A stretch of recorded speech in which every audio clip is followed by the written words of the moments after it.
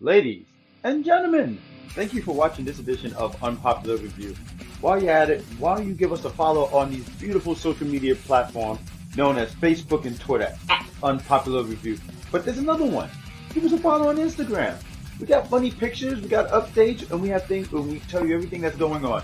So why don't you give us a follow on Instagram at unpopular.review. And now, back to the show.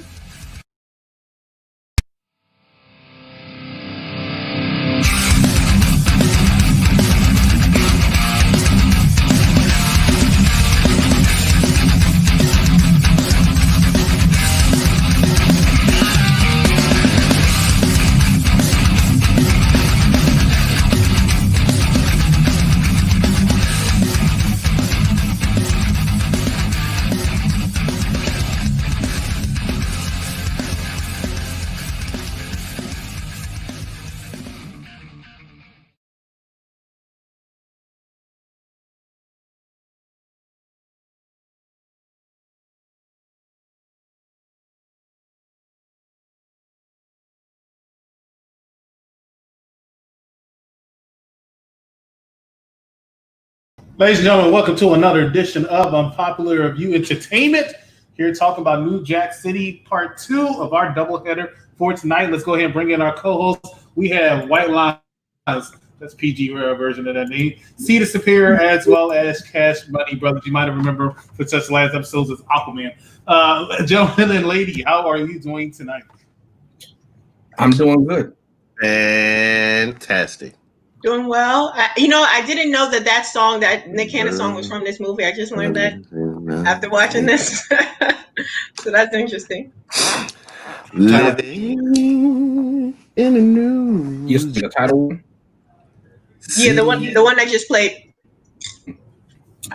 James, unfortunately, has technical difficulties. He can't hear the intro, but I'll put it into the chat room. Go ahead. No, I said I'm sorry, Pixels. What did you say? What happened? Look, I will say, in Chris's defense, before we went live, that cam was pristine. Like exactly. And now you know what? There's 3 people streaming the shows at the same time in this apartment right now. That's why. It's 3 people streaming shows. One in one person's room and another person's in my room. Right. Confederate internet. Yeah.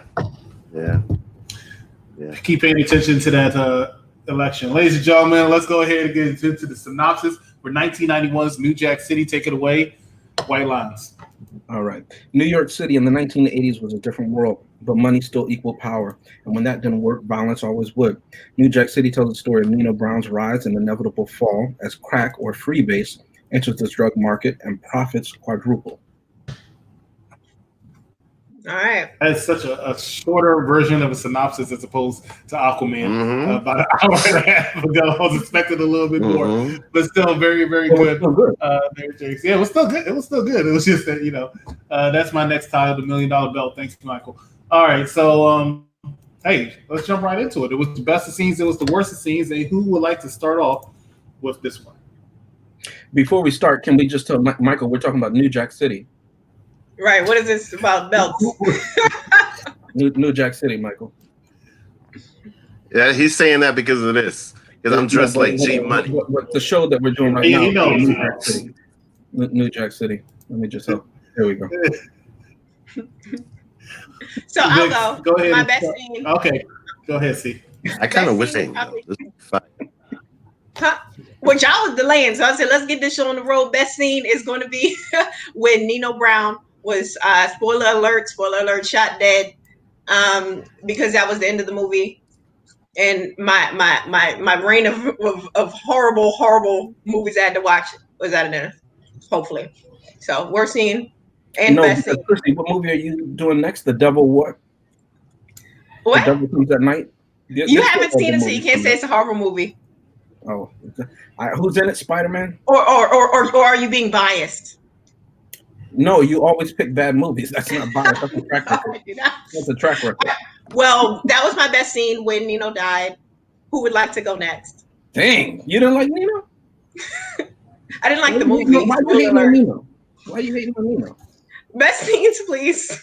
Who wants to go next? Ooh, Vic, did you wanna go next? man, there's a lot. Okay, so now I'm gonna say why I picked this movie.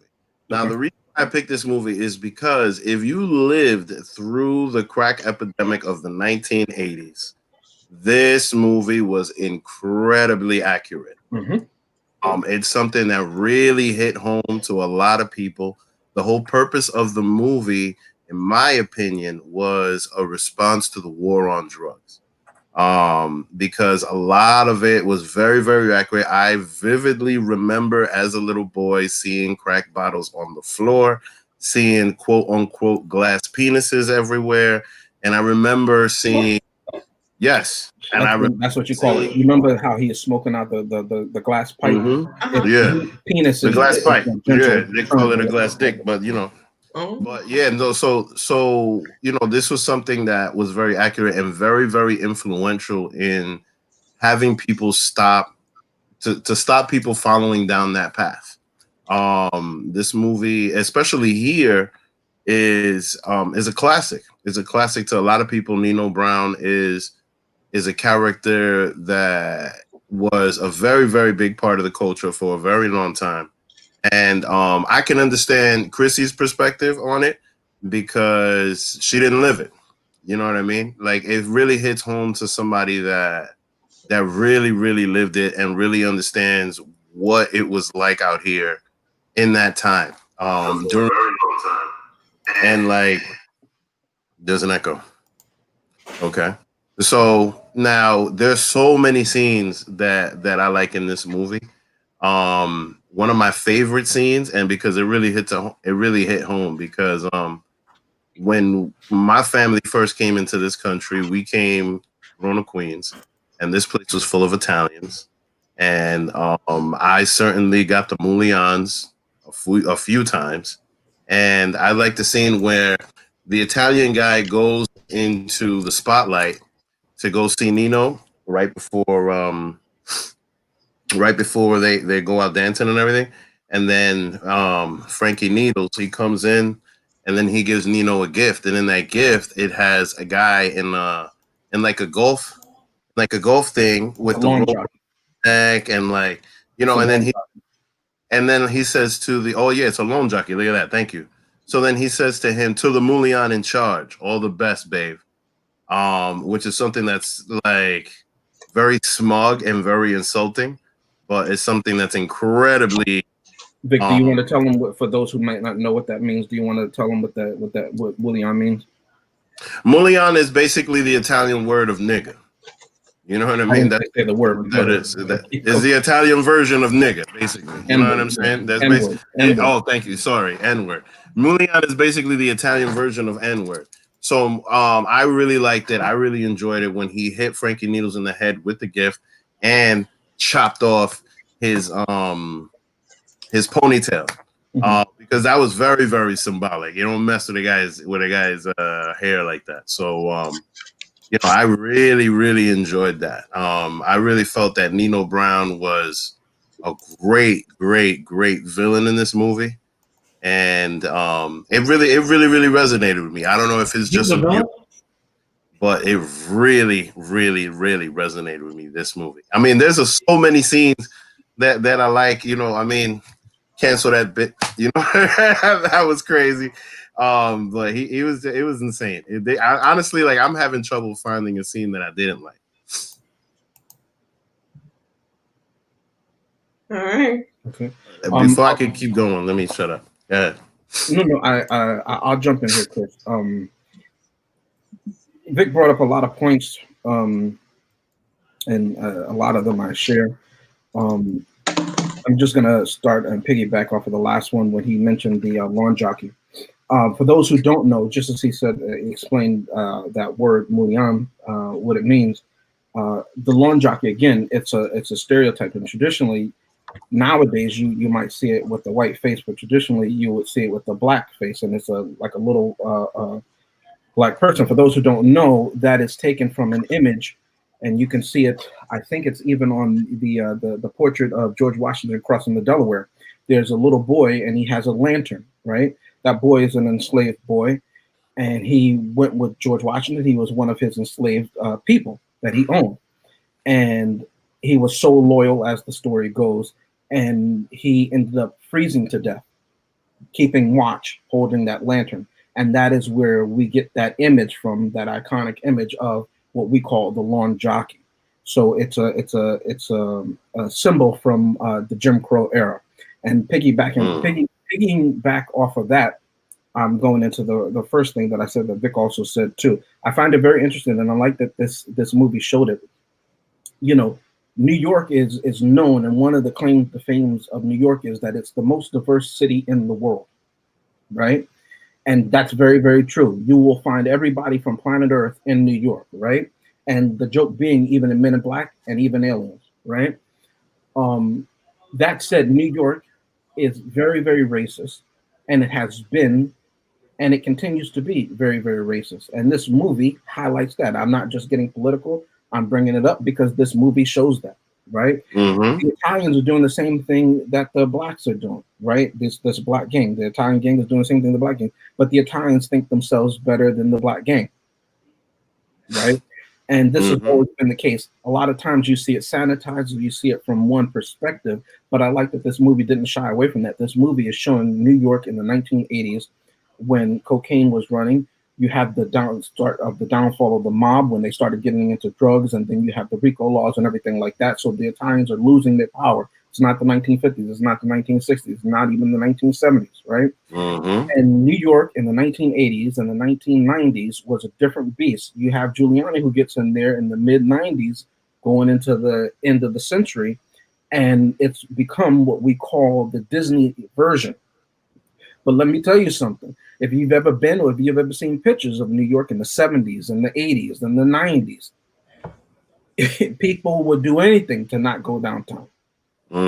Right? It's a different beast. And that's a true one. And the movie showed that brilliantly. And I loved it because it's very, very accurate. I joke around with everything like that, but it's something. If you've never lived it, if you've never seen it, if you don't know people in your life who have been on that, that's something very real. It wasn't a joke. Of course, this movie is fictionalized, but it's very, very true to life. And I love that the movie didn't shy away from that. So those are the two things. I also want to mention another one.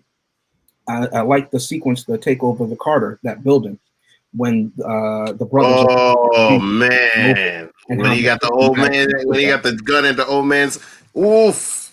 Okay, and the reason why I bring that up is whenever you see Nino Brown and he has, and I'll call it his council, right? With his generals and everything like that, they're not stupid. A lot of times people make the mistake of just calling them thugs and everything like that. What's up, Dave? Calling them thugs and gangsters and everything like that. But these people are they're brilliant, for lack of a better word. These people know how to take a pure product, cut it down. They can do the math in their head. They can tell you, looking at how much pure that you have, how much profit they're going to make, how much the cost is going to be, the overhead, what they need to pay in protection, what they need to pay in just paying off whoever, the overhead or whatever like that. And they can do all of this in a moment. Okay. Yes, they commit violent acts, but that is the world that they know. That is the world in which they live in, and that is how stuff is done. It is no more different than if you look at Wall Street in the 1980s, and I'll go more into that when I get into my quote, something that Nino Brown says in this movie. Nobody is clean. The movie opens up with them hanging a Wall Street guy over the ledge of a bridge. Nobody in this movie is clean. Everybody's dirty. That is life in New York. And I love that. If you're rich and powerful, on some level, you got your hands a little bit dirty, or somebody's hands are dirty for you so that yours can appear clean. That's very New York. Another thing that I wanted to highlight, I love Keisha's character in this thing. She was probably the most, other than Nino, the most gangster, we're going to use that term, and down and about it than anybody in the crew. Facts. She was not playing. I would go up against anybody other than Keisha. There's a sequence. Rock a ball, baby. Yes, I love that. What? When they take over the Carter and they're getting rid of that guy's crew who runs the Carter, because there's another person who already does that. She doesn't have rid of Smitty. What? She's literally all about business, and as Neo said, it's nothing personal. It's business, baby. And then lastly, I'm just gonna say this. I have to highlight this. I'm not a Chris Rock fan as far as a stand-up, and I haven't seen a lot of his movies. Salute to him for what he's done. But let me say this: watching this performance, and this is where he got his big start. One of them. Yep. I think he was in another movie too, and I don't want to call out the wrong movie. I think he was in "I'm Gonna Get You, Sucker," but I can't remember that exactly. But yeah, he was. He was in that, right? Yeah, he was. He was the guy that wanted to get one. Yeah. So what? How much? How much? Let me get. Yeah, that's okay, crazy. I just have to make sure. Which I thought was hilarious because you see people who do that. And in this scene, he played Pookie so well. And again, if you know, you don't have to be from New York because they had crack in this area in the DMV. They had crack all over. And nowadays we call it methamphetamine. Mm-hmm. Okay. Cocaine, remember, was a rich man's drug. Crack was the layperson's drug. That was the Model T. Okay. Facts. So if you saw what he did and how, no pun intended, how he debased himself, it's tragically beautiful. Mm. And you see the transformation of him when he goes to that methadone clinic and Ice-T's character gets him clean. And I like the fact that the Ice-T's commander said, hey, I don't think you should put him back in there because the temptation is so high. The addiction and the relapse is so high, the rate of that, because it's incredible high, that it would be too much of a temptation. And you see how every night he was literally sweating because he wanted it so bad. And you felt for the character. You don't know his backstory or anything like that, but you wanted him to win. Yeah. And it was so true to life that he would use again. And literally it started with taking one vial and just swallow. He just swallowed the whole thing whole. And if you notice, he wasn't nervous then, he was calm, he took the edge off, as they might say. And then it started to him using that glass pipe that Vic alluded to earlier. And then it got to him it took over completely, wilding out, and he's doing too much. And it's obvious to everybody who's there that this man is using again. And it's a beautiful performance. I really, really did like that. But that was my best story. I mean, you know what, to jump on that, honestly, I think that this character was one of the most influential characters in the war on drugs, in my opinion, because that certainly scared me, ever trying any lines or ever doing any of those type of drugs. Just seeing Pookie going like this, with a pipe like that, and mind you, like, you know, in my younger years, I smoked weed like that, and then said to me, "Oh, you look like Pookie." You know what I mean? And that's something that resonated 20 years after the movie came out. And like, you know, it's something that I think really, really hit home to a lot of people. And then also, you know, the death of Pookie in that movie, like it you know, just Pookie's character was just something that was monumental and something that really, really, really lasted for a long time, especially up here. So, you know, I don't know about other parts of the country, how they took it in, but like, you know, this was something that really, really resonated with us. Chris, did you want to go on with your best stuff? Yeah. Wow, do I have any? Let's see. I don't have any, really. I really don't. So I'm gonna have to pass on to whoever's next. You can jump into the worst stuff. All right. Anybody want to start with worst stuff? Chrissy, you look like you have some stuff. Okay. My worst stuff was probably any scene with Ice-T in it because he can't act, and the movie was he really did a disservice to this movie with that acting, and so did a lot of the scenes with. You want to give him his props, I guess. Maybe this was good at the time, but Chris Rock's acting in some of the scenes took me out of the movie. Even the scene with the relapse, it was supposed to be serious, but the way it was just comical to me. I understand that is a lot of addiction is a thing that people do deal with every day.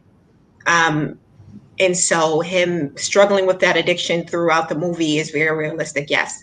But the ability of the actor did not stand with the seriousness of the issue trying to be displayed.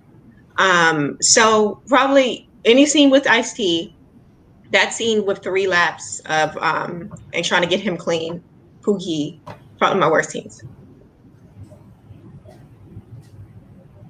I want to add on. I did find a best scene.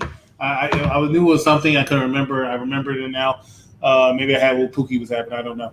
But my best scene in the movie was actually when Nino Brown took over the apartment building. How he took over the apartment building, bring the guy down, holding a shotgun to his head, guy butt ass naked, and saying, "Hey, you. This is what's going to happen. This is what you are going to do." It reminded me of someone.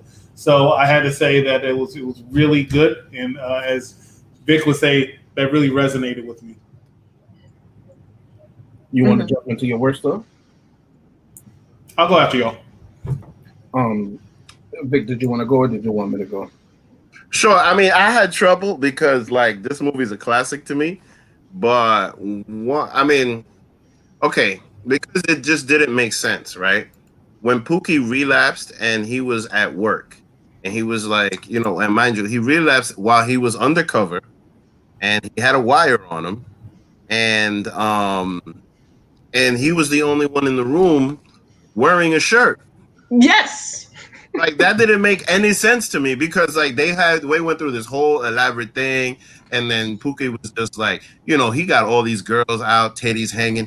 Nino don't trust a motherfucker. You know what I mean? So like, they went through this whole elaborate thing about how everybody got to stand naked. And mind you, in a lot of drug movies, this is what you see when people are packing the drugs and blah blah blah, and then you know what I mean? Oh, Zoli, yeah, thanks, yeah.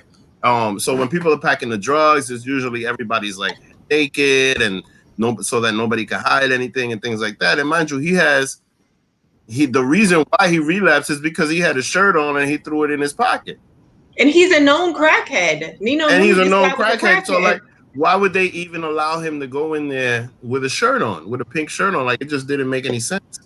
So yeah, that would be my worst of. And I really had to nitpick for that. Because at the same time, like the other thing that I don't like about that scene is because like throughout the whole movie, you're rooting for Pookie the character, like you're rooting for him to get better. You're happy that he's like helping Scott and doing all of that, but then he ends up messing it up himself. And the thing is just that like I mean, look, in my life, there's people that I've tried to help, and then I've gotten so upset that I just stopped talking to them because I already know what's gonna happen. You know what I mean? So for that, it just hit me. It hit me close to home because I know that just getting off of it, no matter how it's just hard. So like, and then you can really disappoint people. And then right after that was his funeral, and then what ends up happening? I trusted you, I counted on you, and you ended up counting on a junkie. And that's sad because Pookie went out like a junkie. So yeah. So anyway, before I keep yapping, yeah. Let me just say that just like best of and worst of and quotables and everything like that, it's all personal. You know what I mean? And let's it's just like a universally bad movie. And the whole movie is like, why did this movie get made? And everybody can agree they have similar things, right? I took it for that scene that Vic is highlighting, right? That remember that is it not Kareem? I forget the guy, but essentially Nino Brown's best friend, right? Nino Brown did not give him the job. Nino Brown's best friend gave him the job, and he hired him to be a supervisor of sorts. Now, in other movies, you see that there is a hierarchy. People who pack the drugs, yes, are naked or just in their drawers or whatever like that, right? Or in the underground. But the supervisors there, and there always are supervisors, or the security or whatever like that, they're not naked. They are dressed. And I took it that Pookie was a supervisor of sorts. Now, to your point, why would you make this known former drug addict a supervisor? Now, the movie addresses that because at the end of the movie, jumping ahead, once when the Carter is raided, after that point, because they realize the police have been watching and have to destroy everything and all their equipment and everything like that. And Nino Brown comes in there and he has him sitting at that long table and he stabs the dude's hand. He really was mad at his best friend, but he let his best friend slide that time. The second time he does not, and he shoots his brother. Is that his brother? Yeah, G Money's his brother. So he lets his brother slide, but he does not at the end, even though it breaks his heart to do so, right? He holds his adage that it's not personal, it's business, right? but he that's why he stabs Kareem in the hand with the sword, right? From his walking. But really that was for his brother, but he didn't do that. He let his brother slide. But he does call him out. He says, "You're the one," at the end, I think it's at the end of the movie. He says, "You're the one who put a crack, well, I'll just say crackhead. I forget what he calls him exactly. They put a crackhead in charge." Nino Brown was not aware of that, nor would he have sanctioned that. Okay, but the brother did that, not thinking. So that's that. So yes, it is stupid, but the movie addresses that. That was a dumb thing for you to do, and this is what happens when you make dumb mistakes. To Nino Brown's point, so it's not like it was an oversight. That is a plot point in the movie. But again, it's your opinion as far as the scene. For me, myself though, I don't really have a worst of scene. I've seen this movie piecemeal before. I've never seen it all the way through. So I looked at it kind of differently. And as far as acting, Chrissy, I agree with you. I think this is one of Ice Cube's first movies, but he does get better in subsequent films that I've seen him in my opinion. I personally think this is what led him to his SVU role for 20 years. It's very Fin Tutuola. It's very Fin Tutuola. But I think he acts. You can see the progression of his acting ability, and even there's a movie I'm forgetting the name right now where he plays a homeless man who is brought to like a private estate, and they hunt homeless people for sport.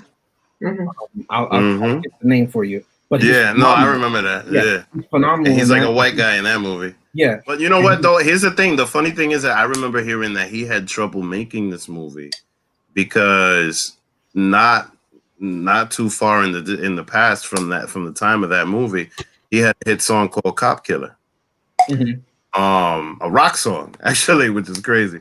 But he had, so his whole shtick was anti-police because of everything with Rodney King and everything, and then all of a sudden he went and made New Jack City. Now, mind you, what he was afraid of didn't happen because a lot of people thought that they were gonna, look at him that way. But yeah, he definitely had a lot of trouble making this movie. And then also, like, at the time, Ice-T was he was still making music. Gangster. Like, he was more, it was kind of like Nick Cannon not Drumline aside, but like, the other whack movies that Nick Cannon did. You know what I mean? It was kind of like that. And so he needed to get his foot in at the time. So I agree with you that his acting was terrible.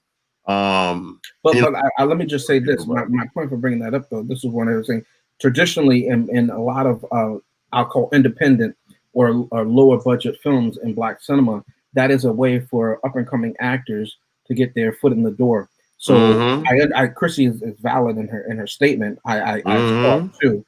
But that said, it allowed, and if you look at this movie, you see a lot of people that you've seen in other films, subsequent and previous, some of them.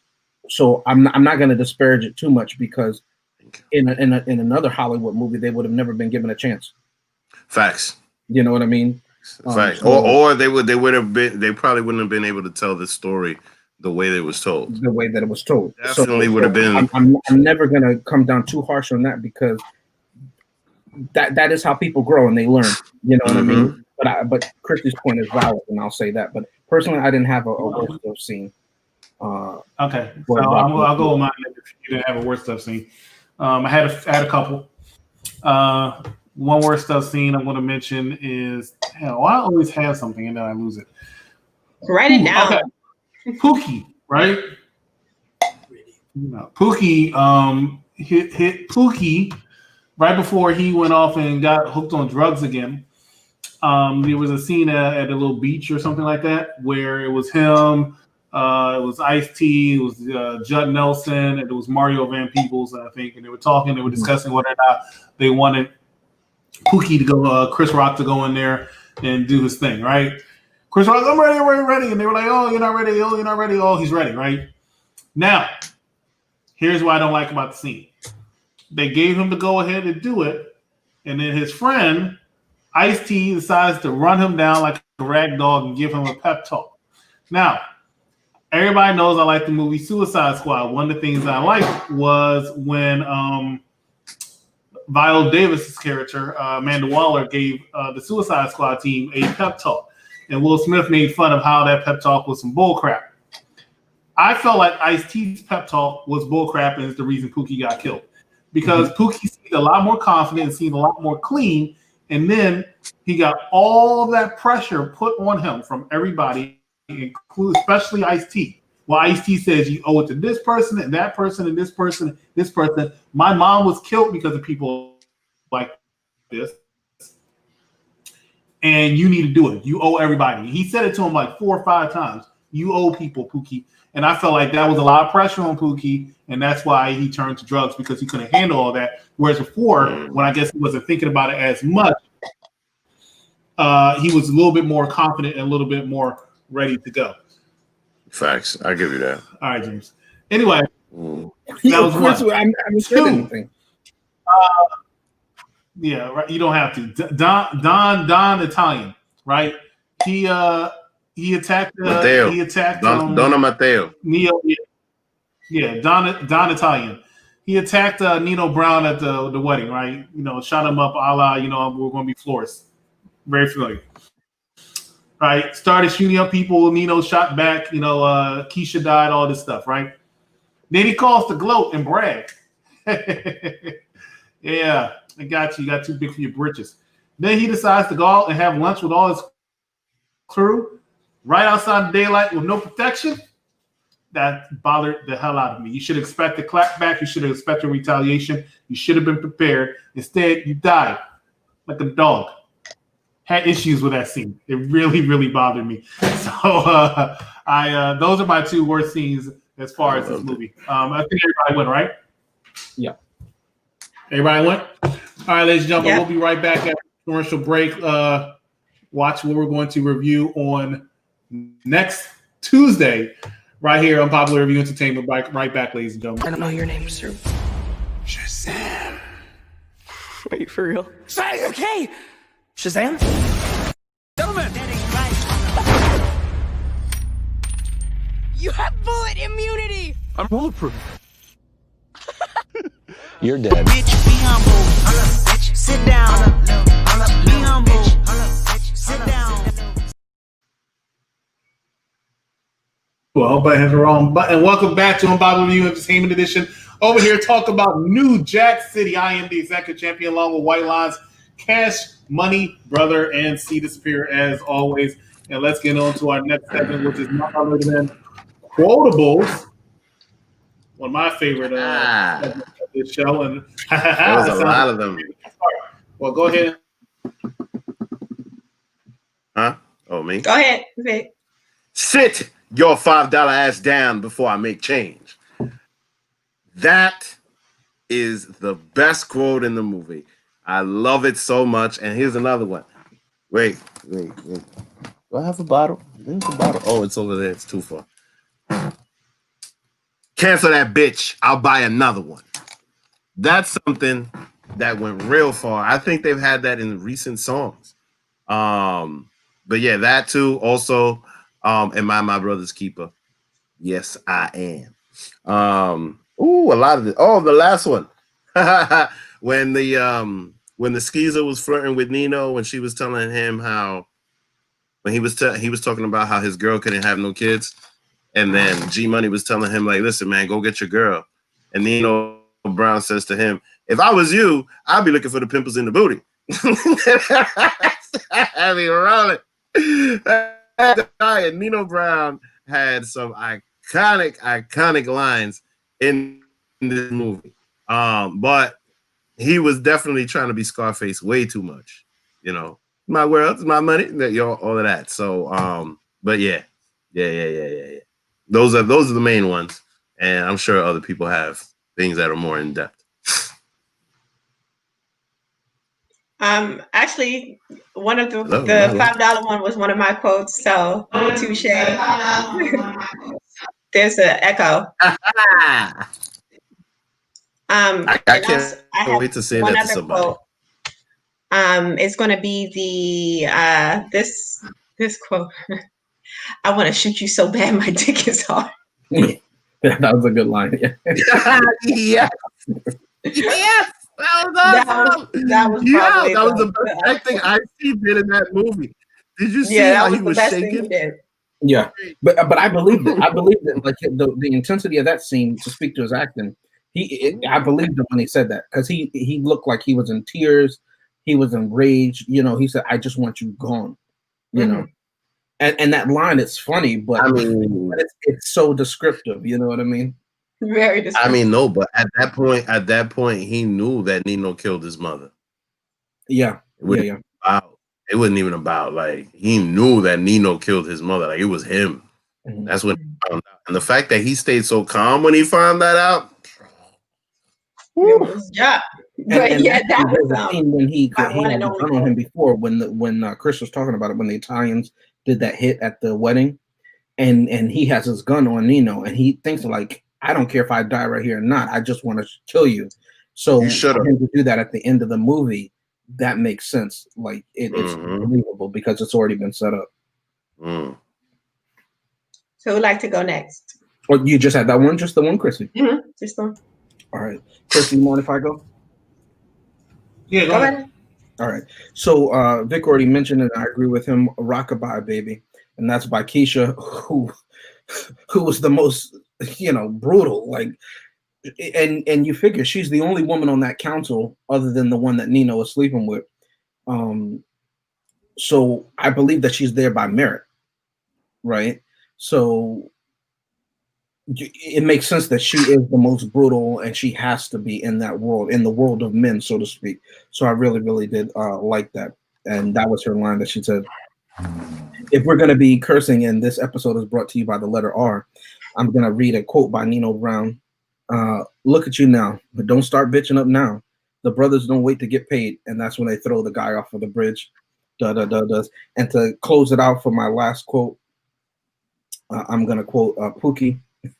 And he's talking to, I assume, his girlfriend, who he never comes back for.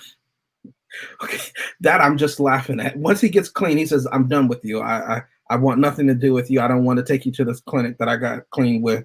We could be clean together. You still eat this leftover turkey that I got. Okay. So I just found that funny thinking back on it, right? But they're in this crack, yeah, they're in like a crack den, right? And Ice-T is watching all of this, okay? And Pookie has just brought back this turkey from Thanksgiving that Nino was passing out to people, okay? So that's the setup for this. And he says, hey, give me some turkey because she's eating it now. And I imagine that they haven't eaten for quite some days, okay? Because all the money is going for crack, okay? So they haven't eaten. And he asks for turkey and she says, no, give it to me. And he goes, hey, what? Didn't I hook you up? Didn't I walk down 6 blocks to get that pint from the Iranian mofo who couldn't speak English but still tried to beat me out of a fiver? Didn't I? Didn't I speak to you? Didn't I speak to your old ass mother this morning after that bitch called me a homeless bastard? Right?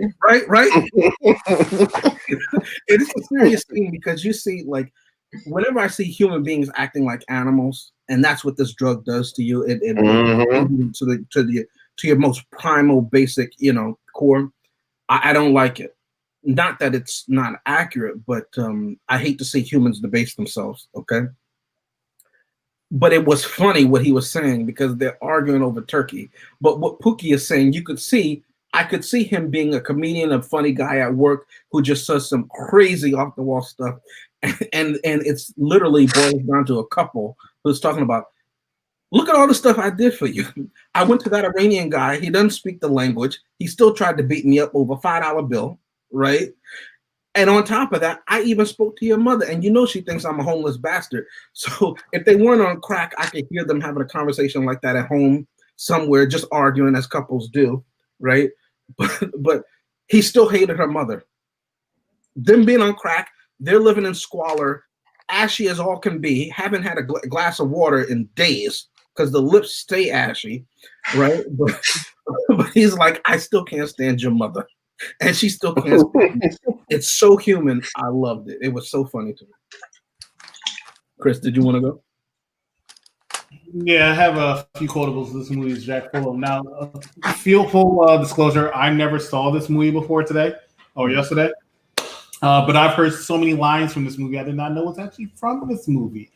So I want to put a shout out to a few of them. Let's see. Am I my brother's keeper? Yes, I am. I didn't know it was from this movie. Vic mentioned that earlier. Let's see. No. I had them ready. I'm sorry. Behind door. No. Yeah. They call it Enterprise. No. Rockabye Baby. That's true. Dang. Oh, what that? Oh yeah. It's a black thing. Don't you? Is this a black thing? I had to say that a few times. Oh yeah. Right. Yeah. Notes. Yeah. Notes. I'm reading my notes. I just don't want to read. You ever wrote something down and you're like, on second thought? That's where I'm at right now. Yeah, somebody already mentioned that. I don't want to mention that one. Money talks and bullcrap runs a marathon. So see ya. I wouldn't want to be ya. Heard that plenty of times. This was also mentioned. Sit your $5 down before. Is that where that came from? Huh? Is that where this came from? That saying, or was that a saying before this movie, or did that come from this movie? I've never heard it saying in the movie before this, so I'm gonna. Why you keep saying? No, but don't you remember seeing that? Saying that when you were like a kid, like, see ya, wouldn't want to be ya. Chrissy, you're going with your questions all the time. Oh nah. I think that came from Dennis the Menace. I don't know. There's 3 lines that made the movie. It's Dennis the Menace saying that a lot when I was a kid. I think that came from. All I know is those are my quotes. Let's go ahead and get to recasting real quick. Who wants to start? Before y'all tomfoolery. No, I got none. You got no recasting. Chrissy, what you got? I got none. Okay, I was able to find one, only because this person, when I saw this person, I was like, okay, well, I can see something about her reminded me of another person. We got this lady here. I don't know her name. I don't know if she was given a name. She was just like, whatever her name. In the movie, she was unique, but I don't know who she really is. I felt like she looked like Kelly Rowland to me. Oh, wow. Word up. She does. Kelly Rowland. Does. That's my recasting. Chrissy, do you I wanna sex you up. Where you might have recognized her from? Who, the red bra lady? The actress, her name is Tracy Camilla Johns. But do you know what other movie she would have been in? Mm-mm. Her character name in that movie is Nola Darling. Nola Darling. I know Darling as in Peter Pan, Wendy Darling. No, I'm not talking about a Disney movie. It's a black film. Her character name is Nola Darling. Spike Lee movie. She's got to have. She played the lead character. Nola Darling. That is. I've never seen a lot of I guess black cinema movies. I've never seen a lot of those movies. I've never seen She's Gotta Have It. We're going to get to He Got Game. That's my favorite. One of my favorite Spike Lee movies. Later as one of my picks, but I hear you. But I just want to say that just as a little thing. All right, James. I mean, we're educating the children. No, I didn't do that, Chrissy. Notice that was Vic. Yes. Go ahead with the recasting, James. Let me jump to my recasted. I always do the recasted based on who they remind me of. I thought that Kelly Rowland today, that might get it even more so than my own. I'm being sincere. Even more so than my own, because it did the Tracy, she did look like in that scene especially. And Chrissy, having watched Lovecraft Country, there was a little Josephine Baker in that too, in the little semi bob hair and everything like that. Mm-hmm. I did like that Kelly Rowland recast and everything like that. But of course, I'm gonna go with Ice-T. We've been talking about him all night. Chris, what are you doing? This is sincere. Okay, but of course, obviously, and we mentioned it earlier, we alluded to it. Who does he remind you of? Of course, Finn Tutuola, his character from Law and Order SVU, who ironically, before he joined the Special Victims Unit, his character was in narcotics. That's where he started, and then he transferred over to the Special Victims Unit, which would be in keeping with potentially if his character was called Finn in New Jack City. Oh, he was in narcotics in New Jack City. So I thought that was very interesting. That was pretty cool. I don't have Judd Nelson's character picture. I should have pulled one up, but I thought to myself, you know what? There are certain scenes where he reminds me of this person, and I got to do it. Mr. Steven Seagal. Wow. Mr. Steven Seagal, if you remember when he was a sheriff or something like that, and I forget in which county, I think it's one of those states that we still don't know who voted for the president. But Yeah, I think it was like Nevada or Arizona or something like that. No, it's true, right? It wasn't him. You remember? People, look, it was on like A&E or something like that. Yeah, Zoli, let me read your comment. Yeah, he beat him out of the window. He told him in the garbage. Ken, the old man, was like, kill him. I agree. But I thought to myself, since Judd Nelson was a younger guy in that scene, Chris, what are you doing, buddy? Why are you laughing? Chris says, I'm being serious, buddy. Can we keep it together tonight? You're doing too much. But he came out, and this young is Steven Seagal. He has the ponytail, and I thought Judd Nelson looked just like that, so that's why I picked that. All right. Leave it to me to bring some clarification, some realism, some authenticity to this segment. That's what I do. Because I don't understand what these people are doing down there. The only person who made sense was Vic because he said he didn't have any. I have 4. My recasting was on point. Thank you very much. I have 4. All right. I don't even know why somebody took that person down just now because that's one of my people that I was going to recast. But I'll use another picture. So we called her in this movie Uniqua, right? This person. And I was like, hey, she reminds me of someone from another movie, right? Another movie that people used to always say, you should watch this movie, and I never took the time to see it. And I actually got flack because I said something about this woman last time, but I'm going to mention her again. That is the sister from Coming to America. Wow. I'll give you that. That makes sense. Charisse? That's a good one. The word. She is definitely Charisse. This is a toss-up between her and Kelly Rowland. I don't know who I'm voting for. Nah, I'll go Charisse. It's Charisse all day. It's Charisse one. all types of thought. What? For real. Did you notice how she went after Mr. Soul Glow? What? Come on, man. She is all kinds of thought, and she don't worry about it. Come on, Charisse. Nobody thinks like that. Yes, they do. They just don't admit it. Come on, man. Do the snap. I can't even do it right. She was ill. No man is buying you just like that unless you're giving him some booty. Say it, Chris. Go ahead. How do you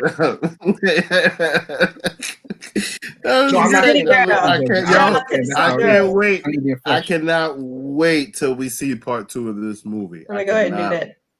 Okay, we have some comments on here by Zoli. The soundtrack to the movie is excellent. Christopher Williams, who's in the movie, you know what I mean. And Christopher Williams did a great job in that Dreaming song he made for the soundtrack. No, this movie, this had a great soundtrack.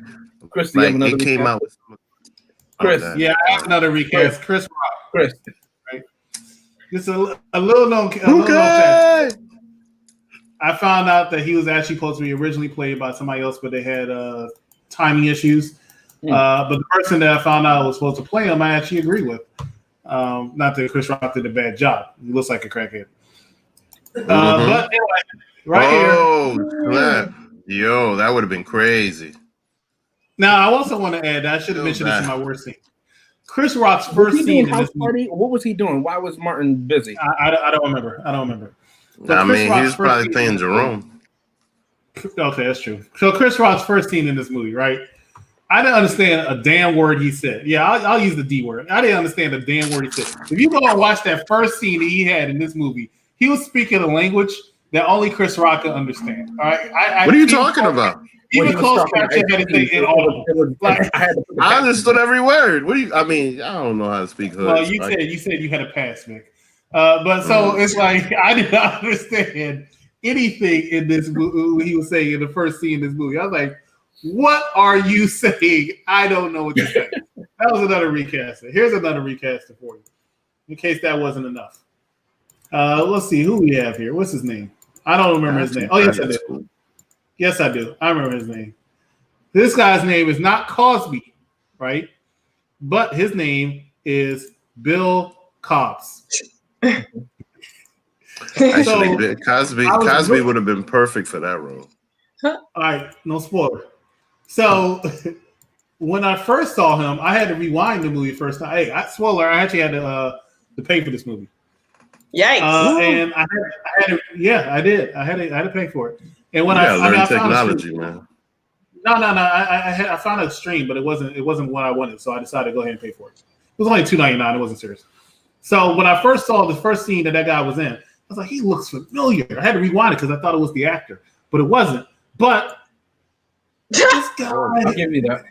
Yeah, definitely. First glance, he looked just like him. I'm like, okay, go ahead. Go ahead and tell him who's the HNIC. That's what I thought was going to happen. Exactly. Mm-hmm. All I got to do is stay black and white. He did show no, but I mean, you know what though? I loved that character. I really. Can I say something? I mean, I'll say that in my final thoughts, but go ahead. Can I say something if you're done talking about Joe Clark? Yeah, go ahead. Okay. Little known fact about this gentleman right here. Did you know that he's the one who invented the teleporter? Did you know what? that? Yeah, he invented the teleporter. The teleporter. Star Trek. It's a teleporter. Yeah. I'm missing something. So you got to be a Trekkie to understand the Trekkie lingo, man. So you can speak crackhead, but you can't speak Star Trek. I can't speak Star Trek. You know why? You know why? Because apparently you're from the Bronx and you've seen this, so you can resonate with what I'm saying. But I've never seen Star Trek. I can resonate with what you're saying. I can resonate with what you're saying. Yes, you can. You Ladies know why? My name is White Lines, and apparently Vic knows me. We're gonna go to a commercial break and come back because he's talking. You can understand. He's getting real spicy. You can understand what I'm saying, what I'm talking about with this movie. You know why? Because you've lived it a little bit. So, but with Star Trek, easy. Hold on, first of all, if you lived in the Bronx, if you really lived in the Bronx in the 1990s, where I'm from, you're telling too much information. I told you that off screen, Vic. Tell me that off Can I get my money? We had a big conversation on screen. Can I go to my last recasting real quick? What bet? I said had four. Here's my last recasting. Oh, okay. You might know her as Vanessa Williams. I had to give her praise. I had to give her a shout out. This is her first role before she started in Candyman. Okay. And I think they redubbed her voice in a lot of scenes because it didn't match up. But anyway, I have to give her credit because right now she plays a character on Days of Our Lives. So I gotta give her a shout out. You know what I'm saying? Shout out to Vanessa Williams. But I said, hey, who can play Vanessa Williams in this movie? Who can play Keisha? You damn right, James. You're a smart guy. Yes. Vanessa Williams could play Vanessa Williams in this movie. Why? Because when I first saw the opening credits, I saw Vanessa Williams, and I was looking for her for the. I was like, wait, where? I said, oh, Vanessa Williams in this movie. You're great, and I kept looking for her, right? Mm-hmm. And then I saw this scene. I saw her come out. I was like, wow, that looks like well, y'all not gonna know her, but I said it looks like just like that woman from Days of Our Lives. I can't remember her character's name now. That's sad. But I was like, that looks just like that woman from Days of Our Lives. Oh, that's right. Her name is Vanessa Williams too. Well, I'm sad because I was looking for this Vanessa Williams because I used to have a crush on her growing up. But you know the ironic thing is Nino Brown's girlfriend in the movie looks just like Vanessa Williams. Yes, that's what I was Mm-hmm. Did you know what I mean? Hey, let me read some of these comments. But the reason how come I had to go, no, you can read them after this commercial break. But the reason how come I had to go to I gotta read Goldie. No, after the commercial break. But the reason how come I had to mention Vanessa Williams is because I had to save the best for last. All right, ladies and gentlemen, thank you so much for watching us. Here we go. We'll be right back after this commercial break. I want to see if anybody caught that. Find out what we're watching next Thursday. There's a lot of no good sons of bitches out there. It is our delusion that lead us to sin. Delusion! Excuse me, preacher. You got time for a sinner? I don't have time for any of that, but unfortunately, we have to watch. We have to watch it for next Thursday's episode. That does not look very appealing, but okay. That looks all very I gotta say is a lot of biasness going on. Can I just say this to defend Chrissy for a second, please?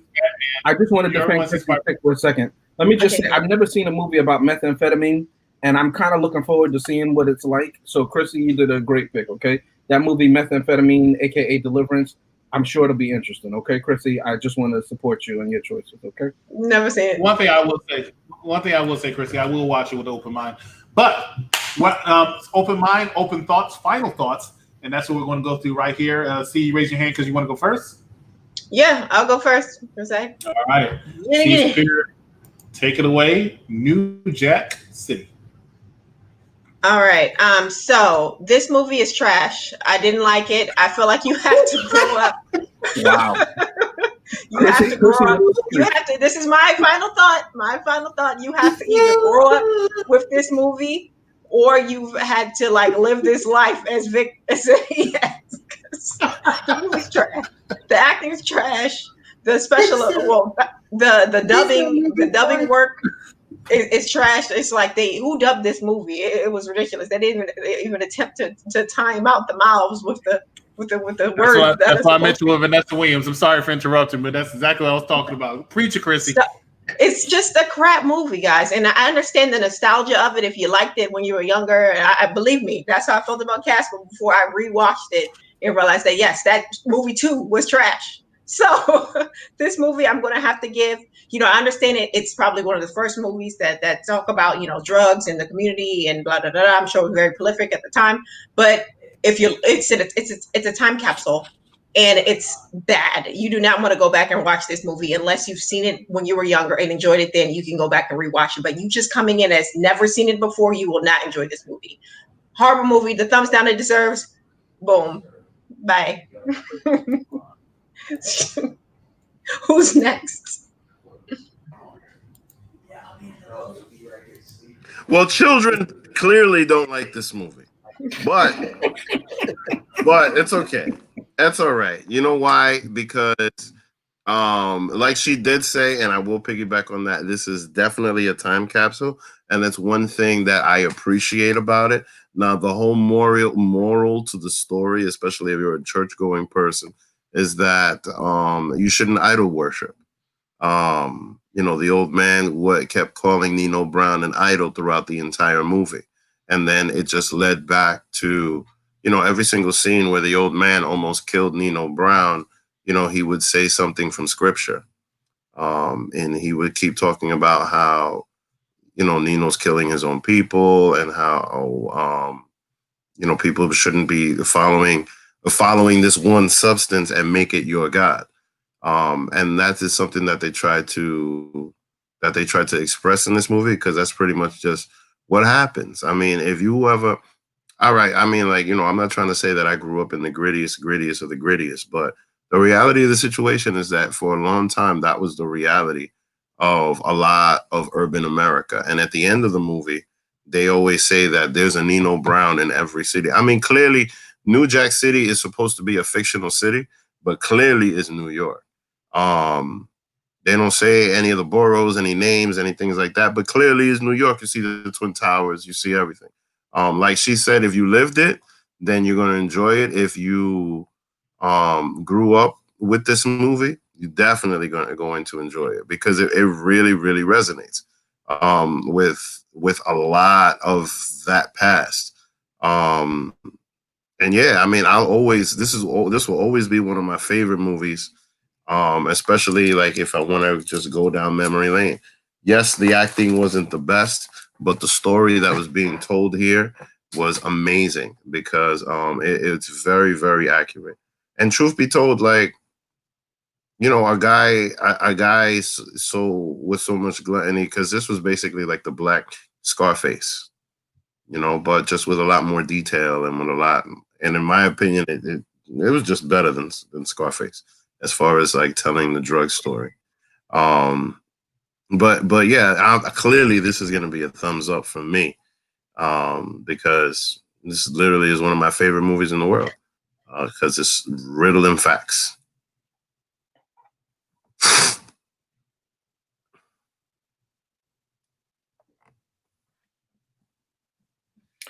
Well, excuse me. For my final thought, I'm going to do an impression tonight. I hope you don't mind. I don't usually do it, but I'll throw my hat in the ring. Chris, why are you laughing, buddy? I haven't done the impression yet. Now, I'm holding this up. Imagine this is a book or a cover, right? Imagine this is a book or a cover, right? A la Reading Rainbow. And here we go. Hi, my name is Chrissy, and I picked up this movie at the local Blockbuster. If you like anything other than Casper and Hocus Pocus, you're gonna hate it. If you like women or regular-looking people, you're gonna hate this too. I did. I'm gonna give it a 3 stars. Wesley Snipes was a This very is good my looking final man. thought, Chrissy. Let's be respectful as I work for I'm you. just saying. But anyway, if you're looking for a trash movie that you love to hate, you can pick this up at your local Blockbuster or Hollywood Video in 10 years from now. But that was my impression of a Reading Rainbow a la movie review by Chrissy. Anyway, my Trash review, movie. my thought of this was, hey, I liked it. As I said, listen, a lot of black cinema is going to be a lower budget. It's not going to have that Hollywood sheen to it. Why? Because Hollywood does not and has not traditionally supported black film, black independent film. It's only very recently that we've had black cinema told by black filmmakers that has been funded by black people. Okay, oftentimes we have to put things in there that aren't true to us or aren't true to life simply because Hollywood wants that, or we have to cast people in there that Hollywood thinks will give a return on the buck. Okay, and so oftentimes you have people who may not be the best actors, you may not have the best set, you may not have the best wardrobe and everything like that, but what they're saying and the message in black cinema, and this is not across the board, right, is what's important. It's not the gloss or the sheen, it's not the CGI, it's not all of that, it's not the bells and whistles. It is the message behind it. And the message of this movie is clear that this is what happened to our communities, wherever your New Jack City is, whoever your Nino Brown is. These are the people involved with Nino Brown. You know them. You can recognize them. There's always somebody. There is always a Pookie. Hence why Pookie is a nickname name. We're never given his actual name. That's a nickname given to people, a colloquialism. We've seen people hand out turkeys before, hand out the trinkets. Why? Because when you don't have anything, when you struggle so that you can have a box macaroni, when you eat rice like it's steak, because you have money enough to keep the lights on, or maybe just a roof over your head and you can go without the lights because we have daylight, that's a big deal. And so oftentimes throughout these movies, just as in New Jack City, you see that people are willing to overlook the violence, overlook the generational trauma that's being put upon them, because there's somebody who's handing out trinkets. These people are willing to kill their own, their families, their friends, their neighbors' friends, and everything like that. It's not personal. I have to tell myself it's not personal. Otherwise, the humanity of the victims and my humanity will peek out. We saw this at the end of this movie where Nino kills his brother. Why? Not because he's guaranteed that he's going to get away, but simply because his brother betrayed him. Does Nino ever say to himself, well, I betrayed him. I slept with this woman who I knew that he really cared about. He never takes that into consideration. Yep. I said it before and I'll say it again. One of the most dangerous things you can do is give power to a weak person. Why? Because it will consume them. It will corrupt them. And we see that happening to Nino. Before when they were just dealing in coke and they had a little side hustle and everything like that and to deal with the Italians, Nino was still the top dog because he had the best ideas, I presume, or it was his idea that he started with his brother, but it was more egalitarian. But when they started to get more and more money and more power, they took over this block that they didn't own, right? Mm-hmm. Remember that. They didn't own. They could have bought it. They had enough money, but they bought trinkets. N-word trinkets, right?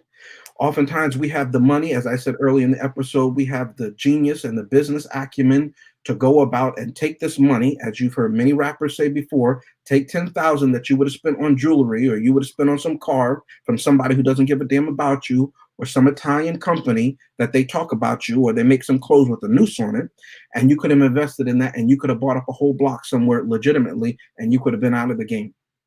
So it's a cautionary tale, as a lot of black cinema is. Just as I said, I like He Got Game from Spike Lee, which I'll revisit at a later point. That has a message in it too. It's about messages. It's not about, in my opinion, all the bells and whistles. I like this movie for what it did and what it set out to do and for what black cinema has done for the community and its people. It's a thumbs up for me.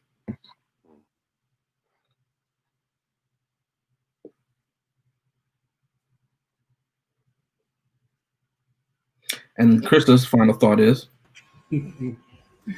My bad. I hit the wrong button. All right. So let's go with some facts. This movie got a 6.7 out of 10 on IMDb.com. It made $47 million United States and worldwide, because it was only released in the United States, and it cost $8 million to make. It was the highest grossing independent movie of that year. Now, let's go with some of the good, some of the bad, some of the good. I really like Nino Brown's character, Wesley Snipes' character. I think from the beginning to the end, he commanded every scene that he was in. He was a scene stealer. I do appreciate stuff like this. He was a person who had a lot of lines and did a lot of stuff. Not all of them good. I do recall an uneasy scene where he was about to use a child as a bullet shield, which I thought was a little sickening, but I guess it is what it is. Some negative things about this movie is that, it was downright a drug movie. I usually don't watch drug movies, usually don't like drug movies, but I thought it told the story very well, so I can't really fault that movie for that. Like I said, when I grew up, even into my adulthood, I used to hear a lot of lines from this movie over and over and over again. And I never knew came from this movie. I used to actually be referenced a few times where people said I reminded them of certain characters in this movie. Watching this movie, I consider that to be a compliment and an insult at the same time. But it is what it is. So as far as my thoughts on this movie, between the thumbs up and the thumbs down, I actually have to give this a thumbs up. This movie was actually really, really good. Was it dated? Yeah, I mean, look at the time period, but it was really, really good. And C Superior had to go somewhere, and I really wanted to challenge her and ask her a question, because she said this movie was dated, and I'm saying, how could you say dislike this movie because it was dated, but still like Romeo and Juliet, which was also very dated? I'm a little confused by that. But it is your thoughts, it's your opinion. That's why it's final thoughts, and that's why it is an unpopular opinion, and we are Unpopular Review. So, ladies and gentlemen, thank you so much for watching us here at Unpopular Review. Make sure that you join us if you continue watching entertainment. Make sure you join us next Tuesday as we review Shazam and our last DC movie, because Birds of Prey we already reviewed. And make sure you join us next Thursday as we review The Devil Something. I can't remember what's the name of the movie. What is the name of the movie? The Devil Something? Pretty Boy in the South. Pretty Boy in the South. Pretty Boy in the South. Okay. I really can't remember what it is, but it's starring Tobey Maguire and Robert Pattinson. So it is on Netflix, so you get a chance. What? Tobey Maguire and Robert, is that true? That's not true. Yeah, Robert Pattinson's in the movie. And Tobey Maguire? Not Tobey Maguire.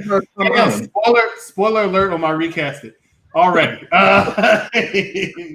The other guy who's the second best Spider-Man, Tom Holland. No.